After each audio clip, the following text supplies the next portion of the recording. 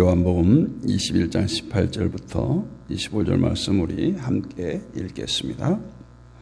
내가 진실로 진실로 내게 이르노니 내가 젊어서는 스스로 띠띠고 원하는 것으로 다녔거니와 늙어서는 내 팔을 벌리리니 남이 내게 띠띠우고 원하지 아니하는 곳으로 데려가리라. 이 말씀을 하심은 베드로가 어떠한 죽음으로 하나님께 영광을 돌릴 것을 가리키심이러라.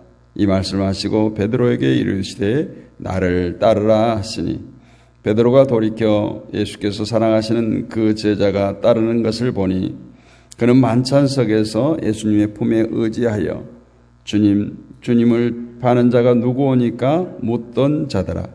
이에 베드로가 그를 보고 예수께 여짜오되 주님, 이 사람은 어떻게 되겠사옵나이까? 예수께서 이르시되 내가 올 때까지 그를 머물게 하고자 할지라도 내게 무슨 상관이냐? 너는 나를 따르라 하시더라.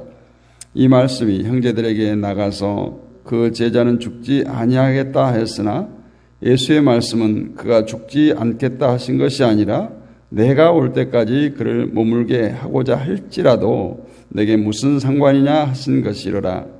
이 일들을 증언하고 이 일들을 기록한 제자가 이 사람이라. 우리는 그의 증언이 참된 줄 아노라. 예수께서 하신 일이 이외에도 많으니 만일 낱낱이 기록된다면 이 세상이라도 이 기록된 책을 두기에 부족할 줄 아노라. 아멘. 할렐루야. 요한복음을 시작한 지 138일째입니다. 이제 마지막. 오늘 제가 영문 밖의 길 이 찬양을 불렀는데 5절까지 좀 길죠. 시간이 벌써 이제 15분이 지났는데 어떤 찬양을 할까? 영문 밖의 길 가사를 생각하니까 요한복음을 이렇게 압축해 놓은 듯한 그러한 가사의 내용이었습니다.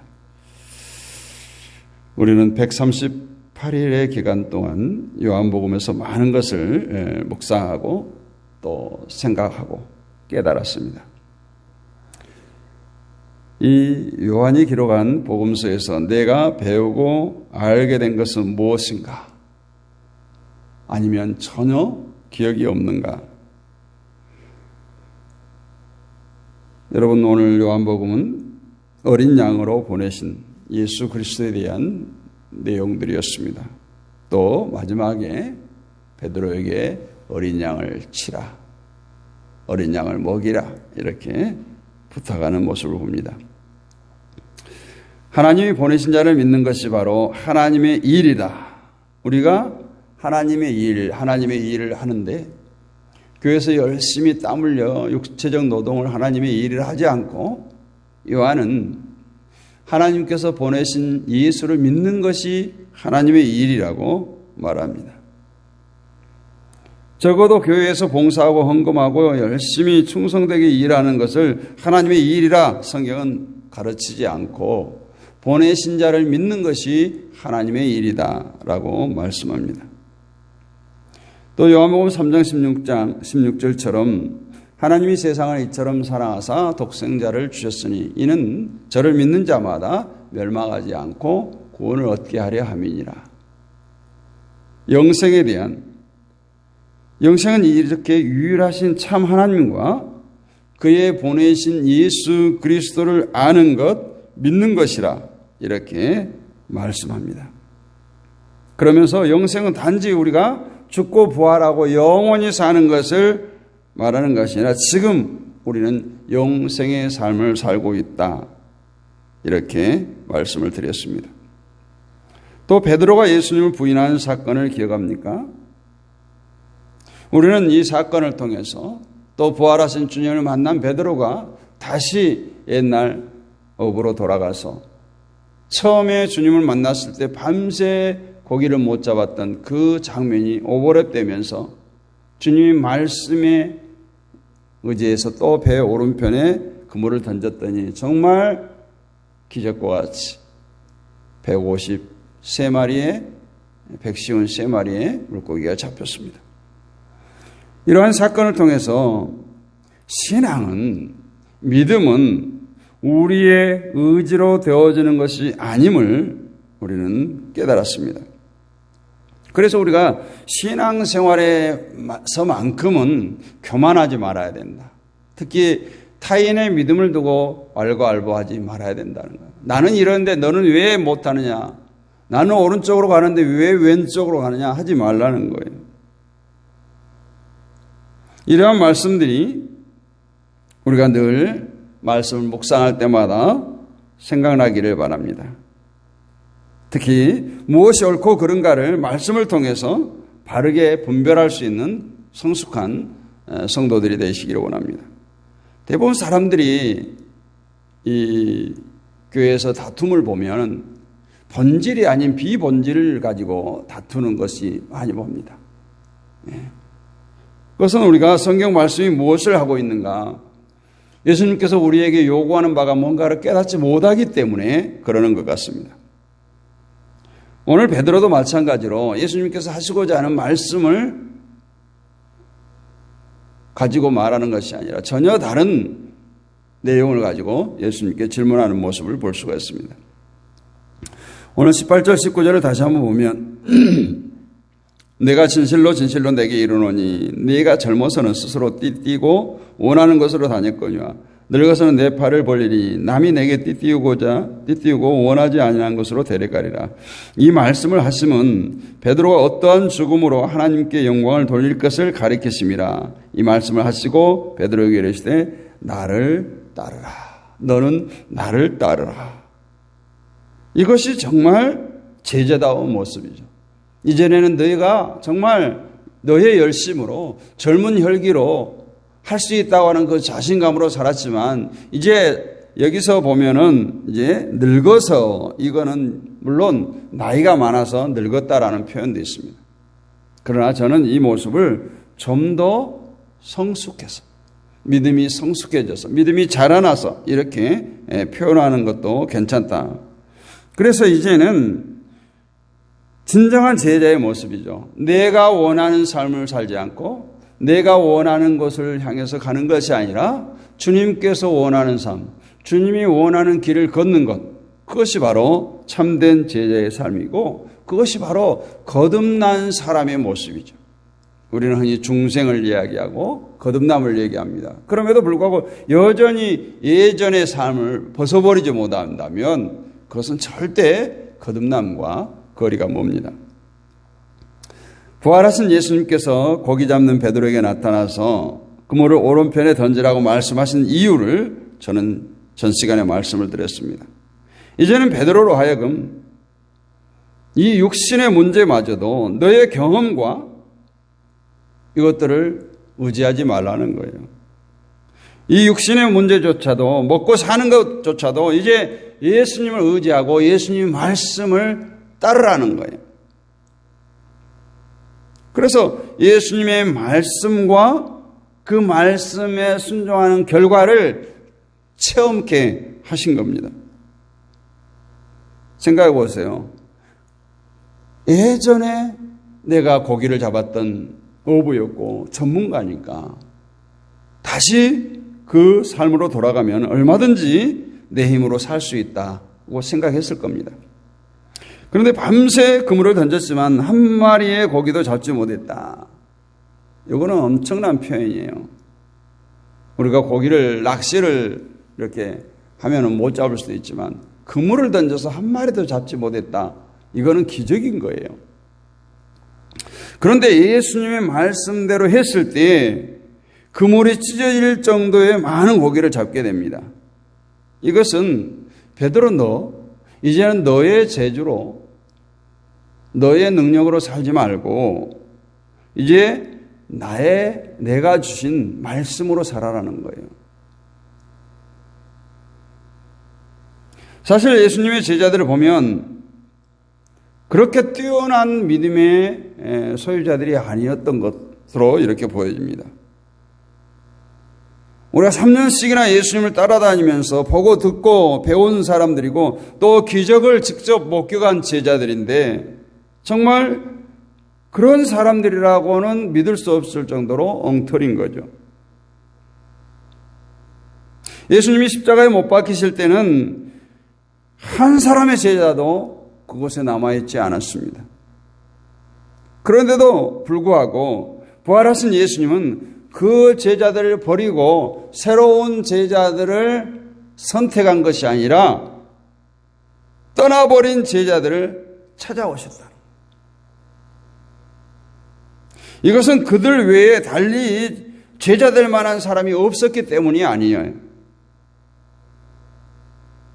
모든 인간은 또 다른 제자들을 내가 선택한다고 할지라도 모든 인간들은 동일하기 때문에 어떠한 사람을 제자로 부르신다고 해도 동일한 모습을 보여줄 것이 뻔하기 때문에 굳이 나를 배신한 제자들을 버리고 다른 제자들을 선택할 이유가 없었던 거죠. 예수님께서 이처럼 제자들을 찾아오심으로 드러난 것은 바로 사랑입니다. 그래서 제자들에게, 베드로에게 내가 나를 사랑하느냐? 내가 나를 사랑하느냐? 이렇게 묻잖아요. 이처럼 예수님께서 제자들을 찾아오셨기 때문에 예수님과 관계가 계속 유지된 겁니다. 이처럼 영생은 제자들의 어떤 믿음이나 행위에 있는 것이 아니라 예수님께서 찾아오신 그 사랑이 제자들을 영생에 거하게 하신 겁니다. 앞으로 이 제자들이 증거해야 할 것이 바로 이거예요. 주 예수를 믿으라. 그래야만 너와 내 집이 구원을 얻으리라. 예수님께서 베드로에게 네가 나를 사랑하느냐? 물으신 것도 똑같은 의도예요. 예수님께서 물으시면서 내가 너를 사랑한 그 사랑을 아느냐라는 의미가 포함돼요. 내가 이렇게 너를 사랑했다. 그 사랑을 아느냐? 내가 제자를 포기하지 않냐고 나를 배신한 너희들을 포기하지 않고 찾아오신 그 사랑으로 인해서 너희에게 영생이 주어졌음을 아느냐? 아느냐? 이 사랑을 아는 제자라면 앞으로 그 주님을 증거할 것은 주님의 사랑으로 맺어진 영생을 증거하는 거예요. 즉 인간의 어떤 행위로도 영생을 얻을 수 없고 오직 예수 그리스도의 사랑으로만 가능하다. 이것을 증거해야 할 사명이 제자들에게 주어졌습니다. 그리고 이 일은 주님의 사랑을 알고 주님을 사랑할 때 가능한 것이다. 그래서 베드로에게 물었어요. 오늘 본문에서 베드로에게 그럽니다. 남이 내게 띠띠우고 원치 않은 것으로 데려간다 말씀해요. 베드로를 진정한 그리스도의 종으로 삼으셨다는 거예요. 그리스도의 증인으로 삼았다는 거예요. 그리고 그리스도의 증인은 주님이 가게 하신 길을 가는 것이지 스스로 원하는 길을 가는 존재가 아님을 말씀하고 있습니다. 사람은 누구나 자신이 원하는 길을 가고자 합니다. 그리고 하나님께도 내가 원하는 것을 이루어 달라고 기도합니다. 그런데 예수님은 베드로에게 하신 말씀은 내가 원치 않은 곳으로 데려갈 것이라는 거예요. 이것이 예수 그리스도의 증인으로 부름받은 제자의 운명이에요. 이 길이 베드로에게는 죽는 길까지 예비되었습니다. 우리 그리스도인들에게 다른 길은 없어요. 오직 한 길 예수 그리스도께밖에 없습니다. 예수 그리스도께 붙들린 것이 우리들이라면 이제 우리는 내가 원하는 길은 없다. 오직 주님께서 원하는 길을 간다. 이것을 인정해야 됩니다. 그래서 주님이 원하시는 길로 항상 이끌어달라고 다른 길로 가지 않도록 다른 길을 쳐다보지도 않도록 우리는 늘 깨어 기도해야 될 줄을 믿습니다. 주님께서 원하는 그 길이 어떤 길이든 그 길이 고난의 길이든 그 길이 좁은 길이든 그 길이 죽음으로 몰고 가는 한이 있더라도 우리가 할 일은 바로 그 길 가운데 예수 그리스도의 증인으로 존재하는 것입니다. 세상 사람들은 다 같이 출세하고 성공하는 길을 가고자 합니다. 그러나 그리스도인은 그리스도의 증인의 길을 가고자 해야 합니다. 그 길이 설사 죽는 길이라고 할지라도 마다하지 않는 것, 그것이 바로 증인의 삶입니다. 오늘 그런데 베드로가 나를 따르라고 하시는 예수님의 그 말씀을 듣고 예수님이 사랑하시는 제자, 즉 요한이 예수님을 따르는 것을 보고 이렇게 물어요. 주여, 이 사람은 어떻게 되겠사옵나이까? 나는 그렇게 많은 사람들이 띠띠어서 내가 원치 않은 길을 가게 할 터인데 이 요한은 어떻게 되겠습니까? 베드로가 이렇게 묻는 이유가 무엇이겠습니까? 같이 예수님을 따르는데 내 자신에 대해 집중하지 않는다는 거예요. 지금 다른 사람이 어떻게 될지 궁금해요. 이러한 베드로에게 예수님께서 27절에서 말씀하죠. 내가 올 때까지 그를 머물게 하고자 할지라도 내게 무슨 상관이냐? 너는 나를 따르라. 너는 그냥 나만 따르면 돼. 왜 지금 본질이 아닌 것에 그렇게 관심이 많아? 이거예요. 다시 말하면 예수님께서 다시 오실 때까지 요한을 살려둔다 할지라도 그것이 베드로 너와 무슨 상관이 있느냐는 거예요. 너는 너에게 주어진 사명이 있다라는 겁니다. 결국 증인으로 사는 것은 다른 사람은 어떻게 사는가에 관심을 두는 것이 아니에요. 다른 사람은 저렇게 하는데 왜 나만 그렇습니까? 이런 이유가 필요 없다는 거예요. 지금 나에게 주어진 자리에서 예수 그리스도를 사랑하는, 증거하는 것이 내 사명임을 지금 주님께서 말씀하고 있는 거예요. 우리의 인생은 내 손에 있는 것이 아니라 창조주 하나님, 주님의 손에 있습니다. 이것을 인정해야 돼요. 그래서 너는 나를 따르라는 그 말씀에 우리 모두 순종할 수 있기를 원합니다.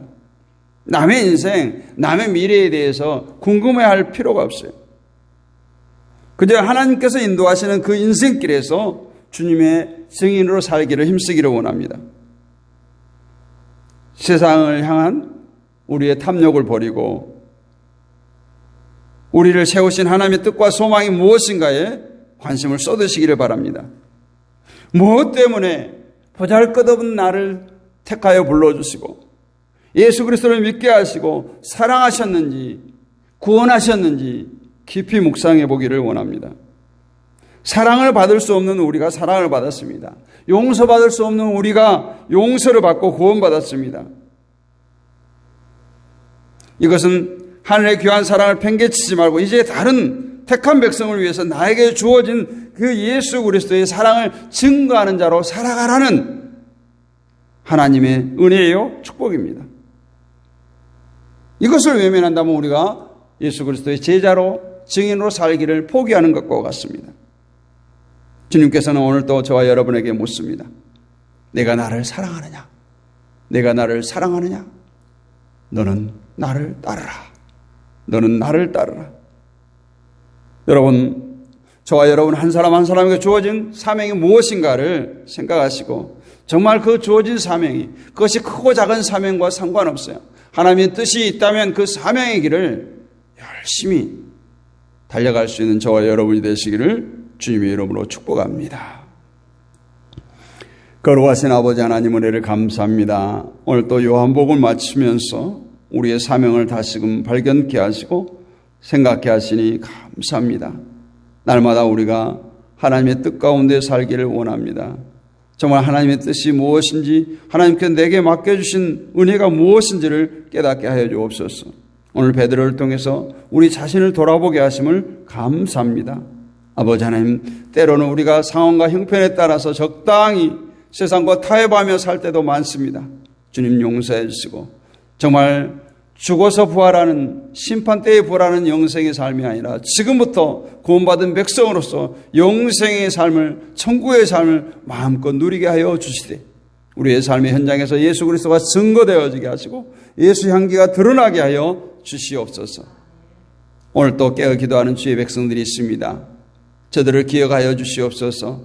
저들의 사정과 형편을 다 하시는 전능하신 하나님, 전지전능하신 하나님께서 저들을 찾아가 주시고 만나 주시고 만져 주시옵소서.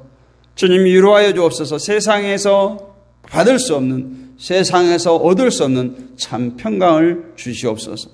저들의 간구를 주여 들으시고 응답하여 주시옵소서. 하나님의 백성들이 이 땅을 살아갈 때 필요를 공급하여 주시고 세상 가운데 수치당함이 없도록 아버지 하나님 은혜의 안에, 은혜의 울타리 안에 품어 주시옵소서. 이 새벽에도 우리가 합심하여 기도할 때 하늘문을 열어주시옵소서. 우리의 간구를 주여 들으시고 응답하여 주옵소서. 믿사옵고 살아계신 우리 주 예수 그리스도의 이름으로 감사하고 기도하옵나이다. 아멘. 하늘에 계신 우리 아버지, 아버지 이름을 거룩하게 하시며 아버지의 나라가 오게 하시며 아버지의 뜻이 하늘에서 같이 땅에서도 이루어지게 하소서. 오늘 우리에게 일용할 양식을 주시고 우리가 우리에게 잘못한 사람을 용서해 준 것 같이 우리 죄를 용서해 주시고 우리를 시험에 빠지지 않게 하시고 악에서 구하소서. 나라와 권능과 영광이 영원히 아버지의 것입니다. 아멘.